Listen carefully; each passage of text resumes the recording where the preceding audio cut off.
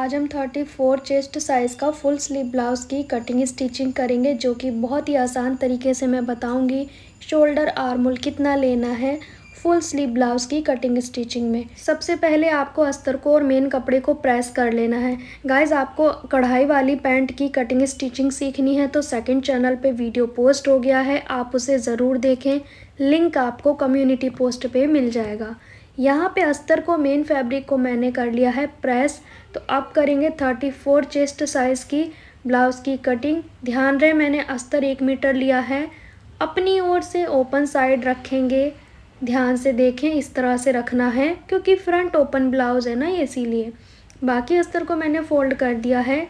नीचे की ओर से पहले एक सीधा मार्क करेंगे इस तरह से, जहाँ से ये खुला है। आप इस तरह से ही कटिंग करोगे तो आपका कपड़ा कम वेस्ट होगा। अब रेडी लेंथ लेंगे। रेडी लेंथ जो भी है उसमें 1.5 इंच प्लस करना है। मुझे कस्टमर का 13 इंच रेडी लेंथ रखना है तो मैं 14.5 पे मार्क कर दी हूँ। अब यहाँ से साइड से किनारी का कपड़ा छोड़ देंगे, इसे यूज़ नहीं करते। फिर फुल स्लीव है तो मैं 5.25 इंच पे रखूँगी। शोल्डर, अगर शोल्डर बहुत कम लेंगे तो स्लीव जो है वो खींचेगी शोल्डर को, फिर शोल्डर उतरने लगेगा। तो फुल बाजू में हमेशा थोड़ा ज़्यादा लेना चाहिए। आर्म होल हम 6 इंच पे लेंगे। चेस्ट साइज़ हमारा 34 है तो 8.5 लेंगे। 8.5 मैंने लिया है किनारी वाले हिस्से को छोड़ के, क्योंकि वो कट जाएगा ना, इसीलिए किनारी वाले हिस्से को यूज़ नहीं करेंगे। चेस्ट का 4th पार्ट लेके 2 इंच मार्जिन लेंगे। मार्जिन आप ज़्यादा भी ले सकते हो। नेक विड्थ में 2.5 इंच पे लूँगी। लंबाई में 6.5 इंच पे लूँगी। इस तरह से बॉक्स बना के हम अपने नेक का शेप लगाएंगे। आप इस नेक को या तो कपड़े से बना लें या फिर बुकरम से। मैं तो यहाँ औरे पट्टी ही लगाने वाली हूँ। फिर उसके बाद अब हमने यहाँ से 3.5 लेना है, क्योंकि 34 साइज़ है तो 3.5 इंच काफ़ी रहेगा। वस्ट पॉइंट 9.25 है तो 11.25 पे प्लेट डालेंगे। पहली प्लेट हमारी 1 इंच के गैप पे डलती है वस्ट पॉइंट से। दूसरी प्लेट 1.5 इंच के गैप पे डलेगी इस तरह से। तीसरी प्लेट 2 इंच के गैप पे डलेगी। चौथी प्लेट भी 2 इंच के गैप पे डलेगी। अब हमने प्लेट के निशान लगा देने हैं। फिर उसके बाद हमें आर्म होल का सेंटर निकालना है। जो सेंटर आएगा उस पे हमने मार्क करना है। अब हम गोलाई कर देंगे। कर्व स्केल नहीं है तो आप 1 इंच पे गोलाई कर दें। 1/2 इंच ये इस तरह से तिरछा किया। अब इस पे हम बैक आर्म होल का शेप लगाएंगे, तो उससे पहले एक सीधा मार्क कर लेते हैं।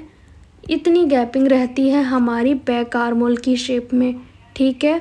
डायरेक्ट आपको गोलाई नहीं करनी है, आपको 1/2 इंच बाहर की ओर तिरछा करके फिर गोलाई करनी है बैक आर्म होल की। आपको अपना आर्म होल मेज़र कर लेना है। जैसे कि मान लीजिए अगर आपका आर्म होल 6.5 है तो ये 7.5 होना चाहिए आपका आर्म होल। 1/2 इंच ऊपर शोल्डर जॉइंट में जाएगा, 1/2 इंच हमारा प्लेट में जाएगा आर्म होल में। तो हमारा जो आर्म होल है वो 1 इंच एक्स्ट्रा होना चाहिए, ठीक है। आर्म होल राउंड चेक करना होता है। यदि आपको लग रहा है बड़ा हो गया है आपका आर्म होल तो थोड़ा सा ऊपर आके वापस गोलाई करें। मतलब ये निशान हमें जब तक छेड़ना है जब तक हमारा आर्म होल राउंड परफेक्ट नहीं आ जाता, क्योंकि आर्म होल की लेंथ का कोई डायरेक्ट चार्ट नहीं है। अगर लोग बताते भी हैं तो वो आपको सेट नहीं बैठता होगा। तो ये चीज़ें होती हैं, आपको बॉडी के हिसाब से काम करना चाहिए, तब आपका जो आर्म होल है वो परफेक्ट बैठेगा, वरना खिंचाव होता रहेगा। अब बैक पार्ट के लिए हमने बंद साइड से रखना है कपड़ा, उसके ऊपर फ्रंट पार्ट को रख के ध्यान से देखें। हुक काई पट्टी के लिए 1/2 इंच एक्स्ट्रा छोड़ा हुआ है मैंने, और बैक में नहीं छोड़ना है, तो बाहर की ओर निकाल दिया। चारों तरफ से मार्क कर लेना है। शोल्डर आर्म होल का परफेक्ट वीडियो आप देख सकते हैं जिसमें मैंने डिटेल में समझाया है। यहाँ से नेक विड्थ भी रख लेंगे इस तरह से जितना उसका है, क्योंकि हमें शोल्डर पट्टी सेम चाहिए। ये नेक की विड्थ हमारी निकल आई है, हमें बिल्कुल शोल्डर पट्टी इक्वल लेनी होती है। ध्यान से देखें नेक विड्थ मैंने कैसे लिया है, इस तरह से हमने नेक विड्थ लिया है। फिर वो चाहे कितना भी चौड़ा बने, ठीक है, हमें शोल्डर पट्टी पे फोकस करना है और इस आर्म होल पे फोकस करना है। गोलाई कैसे की है आप स्क्रीनशॉट लेके रख सकते हो। यहाँ पे बैक पार्ट में डायरेक्ट कटिंग नहीं करनी है, इसमें हमने क्या करना है, फ्रंट वाले से 1/2 इंच छोटा रखना है हमको ये वाला पार्ट।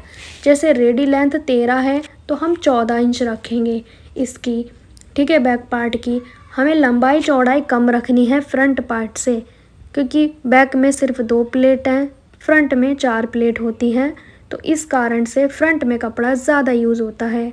यहाँ पे मैंने 5 इंच लंबी प्लेट डाली है, चौड़ाई में 3.5 लिया था मैंने। अब इसकी हम नेक लेंथ लेंगे। विड्थ तो हमने पहले ही लगा दी, लेंथ जितनी आपको रखनी है। मैं यहाँ पे 7 इंच का नेक रख रही हूँ और मैं नीचे की ओर से इसकी चौड़ाई नहीं बढ़ाऊँगी, जितनी ऊपर है उतनी ही रखूँगी। अब इसकी हम गोलाई कर देंगे। इस तरह से हमने बैक पार्ट की कटिंग करनी होती है, वरना आप सिलते समय फ्रंट और बैक छोटे बड़े हो जाते हैं ना, वो इसीलिए होते हैं। आप डायरेक्ट सेम कटिंग कर देते हो ना, इसीलिए। फ्रंट आर्म होल की कटिंग करने से पहले आपको ना जो प्लेट वाला हिस्सा है उससे, जैसे प्लेट डालते हैं ना जितना कवर होगा कपड़ा, उस हिसाब से कटिंग करो। मतलब इस तरह से पकड़ लो प्लेट को फोल्ड करके, फिर इसकी कटिंग करो। इससे क्या है ना, जब हम प्लेट डालेंगे तो आर्म होल का शेप नहीं बिगड़ेगा। जो हमारा शेप है ना आर्म होल का, वो बिल्कुल नहीं बिगड़ेगा। कटिंग के बाद आपको दिख रहा है कि टेढ़ा मेढ़ा है, वो टेढ़ा नहीं है, वो हमारी प्लेट जो है वो कवर कर लेगी उसको, इसीलिए ये ऐसा आया है। प्लेट डालने के बाद अच्छी शेप आ जाएगी, ठीक है। वरना आपने देखा होगा कोना निकल आता है साइड से, वो नहीं होगा। अब इसमें एक साइड बॉर्डर है तो वो हम स्लीव्स पर रखेंगे। जब दोनों साइड बॉर्डर होता है तो एक बैक पे एक स्लीव पे रखते हैं। यहाँ पे बंद वाली साइड से बैक पार्ट रखना है और इसकी कटिंग करेंगे 1 इंच एक्स्ट्रा मार्जिन लेके। फ्रंट पार्ट को रखेंगे ओपन साइड से, एक्स्ट्रा मार्जिन लेकर कटिंग कर देंगे। हमें ज़्यादा कपड़ा वेस्ट नहीं करना है। इस तरह से हमने दोनों पार्ट निकाल लिए। अब कपड़े को 4 फोल्ड में रखेंगे, बॉर्डर से बॉर्डर मिलाते हुए। स्लीव की कटिंग हम डायरेक्ट कपड़े पे करेंगे, अस्तर पे नहीं। तो जो रेडी लेंथ है उसमें 1 इंच प्लस करेंगे, 3 इंच पे डाउन करेंगे क्योंकि ये फुल स्लीव है। यहाँ से गोलाई 9 है तो 4.5, बाइसेप्स कस्टमर का 6.5 है, मतलब टोटल 13 है तो 6.5 आएगा। इस तरह से आर्म होल हमारा 7.5 आएगा, राइट।